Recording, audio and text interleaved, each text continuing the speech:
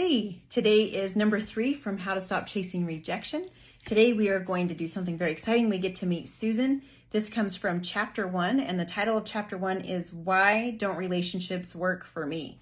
So let's meet Susan. Susan is a 28-year-old divorced female that meets someone she's romantically interested in. Right away, Susan wants to spend all of her time with him.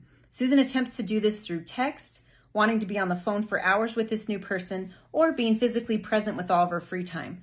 Susan responds to a text from her partner within seconds every time she receives a text, even if she's busy doing something else. When Susan is asked by a friend, why don't you just wait and text him when you can? Or just let him know you're busy. Susan becomes very anxious and defensive and says, I don't want to be rude or make him feel bad. Susan cannot see that she's not trusting in relationships. Susan doesn't even trust her partner to understand that she is busy and to love her anyway, or to stick around and keep being interested in her unless she is at his beck and call. Susan is afraid that he'll think she doesn't love him, and the deeper worry is that he'll find someone who will love him more than Susan and that he will leave her. Susan is very afraid of being loved for someone else, and this fear drives Susan's behaviors in her relationships. Susan calls this love. Some may call it smothering, controlling, or doormat behavior. Let's take a closer look at some of Susan's behaviors. Susan wears herself out in relationships. She goes above and beyond and watches her partner like a hawk. Susan knows what type of coffee he likes, the way he takes his eggs, his favorite treats, what he needs help with, etc. Susan prides herself on meeting her partner's needs before he even has to ask. Susan spends so much of her time, especially in the beginning of the relationship, worrying about her partner's needs and showing him how much she loves him, so much so that Susan forgets about her needs. It doesn't even occur to Susan to ask herself, do I like him? Does he meet some of my needs? Does he ask about my day? Does he know me?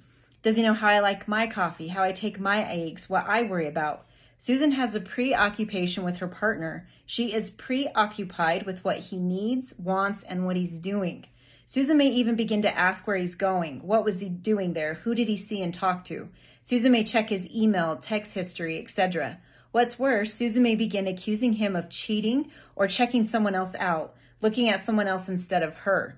Susan, like most codependents, get more and more insecure as the relationship develops.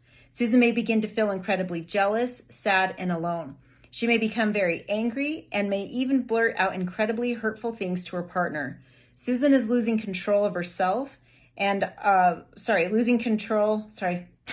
Susan's losing herself and losing control of herself, and although she feels incredibly anxious in the relationship, she does not avoid it. She continues to text and to want to be with her partner constantly.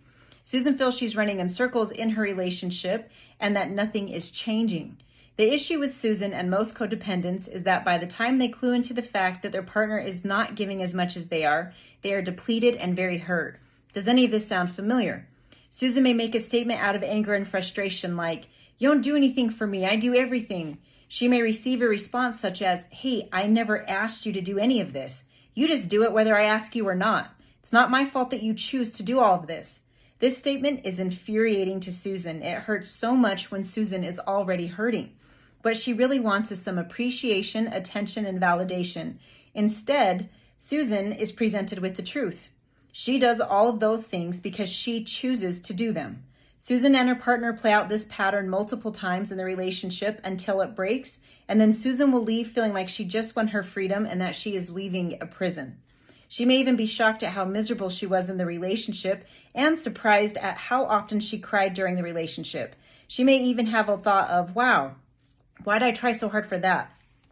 Susan will have a sense of relief, as do most codependents when they finally leave a relationship. However, unfortunately, Susan will fail to see her pattern and her part of the toxic dynamic. She will only blame her partner for not caring and trying. This is why relationships do not work for Susan and other codependents, because we use relationships to recreate a prison for ourselves to exist in over and over again. So hopefully you don't relate to that, but if you do, looking at it through Susan's, experience, it's understanding like that is so horrible and heartbreaking. It's very heartbreaking, and codependency is so tricky.